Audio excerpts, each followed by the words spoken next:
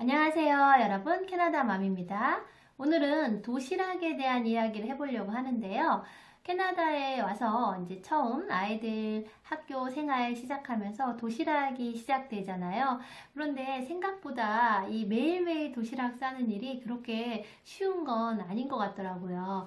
물론 캐나다에 오기 전부터 도시락을 싸야 된다고 생각해서 여러 가지로 준비를 해서 오기는 했지만 막상 날마다 도시락을 싸다 보니까 이게 그렇게 쉬운 일이 아니더라고요. 하지만 이제 아이들이 학교에 적응하는 것처럼 엄마인 저도 아이들 아침 도시락 싸는 거에 적응이 되어지다 보니까 이제는 이제 하나의 일상으로 도시락 싸는 것 자체가 그렇게 힘들게 느껴지지는 않는데요. 그리고 또 이 캐나다의 학교는 점심시간 1시간 내내 점심 먹는 데 쓰지를 않고 한 15분 정도, 20분 정도의 시간을 밥을 먹고 나면은 모든 아이들이 다 바깥으로 나가서 야외 생활을 할 수 있도록 합니다. 그래서 선생님께서는 문을 딱 잠그세요. 그러니까 한번 밥 먹고 나가고 나면 교실에 뭘 놓고 갔다고 해서 들어올 수가 없는 상황이고, 눈이 오나 비가 오나 바람이 부나 아이들은 항상 바깥에서 신나게 노는 모습을 볼 수 있습니다.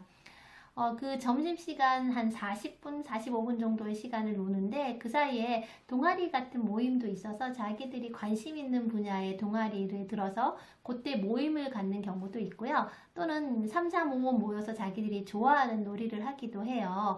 처음에는 이제 아이들이 맨 처음 오면 걱정이잖아요. 친구도 없는데 아이가 어떻게 잘 놀까 하고 많은 걱정을 하였는데 아이들은 또 아이들끼리 잘 지내더라고요. 그래서 야구 같은 것도 하고 축구도 하고 공놀이도 하고 또 저학년 같은 아이들은 탱놀이라고 해서 저희 나라의 얼음땡 이런 비슷한 놀이, 몸을 움직이고 신나게 뛰는 놀이, 이런 놀이를 하면서 모두가 즐겁게 놀고요. 또 혼자 있는 아이들이 없도록 선생님께서 많이 지도를 해주세요. 그리고 그렇게 밖에 나가서 뛰노는 시간에는 또 안전 선생님들이라고 해서 곳곳에 선생님들이 이제 눈에 띄는 조끼를 입으시고 아이들 지도를 해주십니다. 혹시라도 놀다가 다치거나 이제 위험한 일이 없도록 선생님들께서 항시 아이들 주시하면서 놀 수 있게 해주기 때문에 학교에서 아이들 정말 자유롭게 신나게 놀 수가 있어요.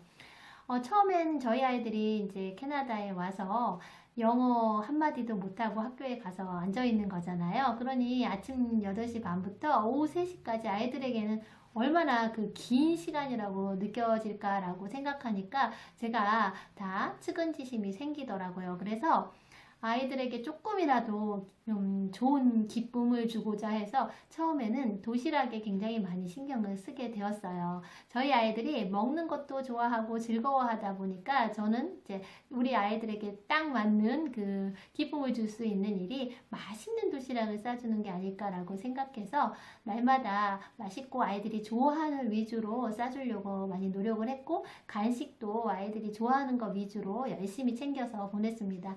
그래서 아이들이 학교에 차차 적응을 하는 것처럼 아이들 이제 친구도 사귀고 또 좋아하는 또 무리들도 생기고 하다 보니까 점점 다른 것에서도 즐거움을 얻게 되고, 또 엄마인 저도 익숙하게 되다 보니까 이제 도시락도 간단하고 아이들 금방 먹을 수 있는 거 위주로 싸다 보니 그렇게 많이 힘들지는 않더라고요.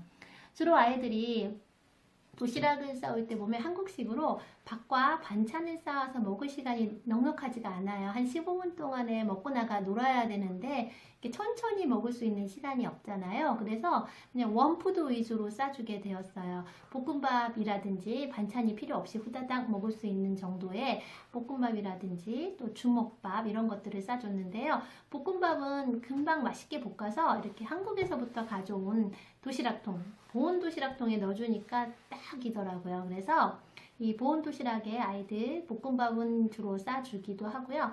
또 이렇게 따뜻한 밥을 먹지 않아도 될 날씨에는 주로 이렇게 삼각김밥 아시죠? 삼각김밥 싸서 주고, 또 한국에서 준비해온 이 저렴이 이 주먹밥 틀인데요. 이거 너무 편리했었어요. 여기가 이게 주먹밥이 꽤 크기도 하고 그래서 이게 동그랗고 예뻐요. 그러니까 이제 아이들이 싸갔을 때 친구들도 보고 굉장히 신기해 하기도 한다고 해요. 그래서 이 주먹밥의 아무래도 큰 장점은 이 주먹밥 속에 여러 가지 다양한 속을 넣을 수가 있다는 거잖아요. 그래서 아이들 좋아하는 참치 마요 뭐 아니면 불고기 볶음, 제육 볶음 또는 또 김치 볶음 이런 류를 좀 넣어서 아이들 맛있게 그때그때 다른 주먹밥을 할 수가 있고요.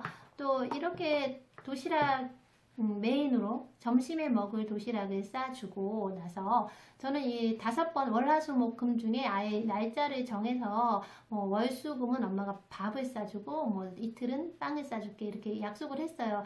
어떤 일정한 틀을 놓고 매일매일 싸주면 조금 덜 힘들 것 같아서 그렇게 해서 쌌는데요. 아이들 뭐 처음에는 빵 먹는 거 조금 힘들어 했어요. 저희 아이들은 극히 한식에 익숙했기 때문에. 하지만 이제 차차 시간이 지나면서 지금은 이제 빵도 자연스럽게 잘 먹고 있어서 지금은 빵을 3번, 밥을 2번 점점 이렇게 밥이 좀 줄어가고 있더라고요. 아이들이 적응하면 적응할수록 현지의 아이들과 좀 비슷하게 먹는 모습을 볼 수가 있어요. 물론 캐나다는 도시락에 어떠한 제한이 없어요. 다른 나라에서 온 아이들도 많기 때문에 냄새에도 그렇게 민감하지는 않아요. 그리고 한국 음식 좋아하는 아이들도 있어서 불고기 같은 거 보면 막 얻어먹으려고 하는 친구도 있다고 하는데요. 어쨌건 이제 아이가 빨리 먹고 잘 놀 수 있는 위주로 싸서 이 메인 도시락을 하나 싸고요. 그 다음에 아침에 한 10시쯤부터 한 20분 정도의 중간 리세스 시간, 휴식 시간이 있는데 그 시간에는 스낵 타임이라고 해서 아이들이 이제 배가 고픈 아이들 요기를 할 수 있는 간단하게 먹을 수 있는 시간이 주어지는데요. 그 시간에는 간단한 이렇게 캐나다에는 주스가 굉장히 많이 판매를 해요. 이렇게 조그만 사이즈로 다양한 주스가 판매를 하는데요. 이렇게 주스 하나와 과일 하나 또는 뭐 아니면 아이들이 좋아하는 뭐 조그만 빵 같은 거, 쿠키 같은 거 이런 거 좀 싸서 중간 리세스 시간에 먹을 수 있는 걸 챙겨서 주고요.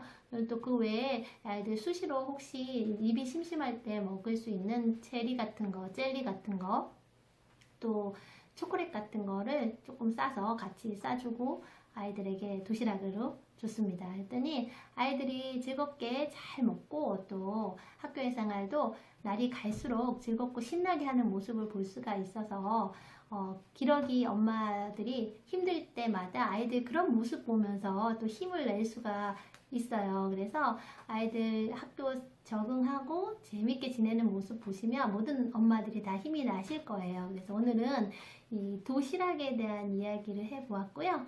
또 다음 시간에 함께 하도록 할게요. 감사합니다.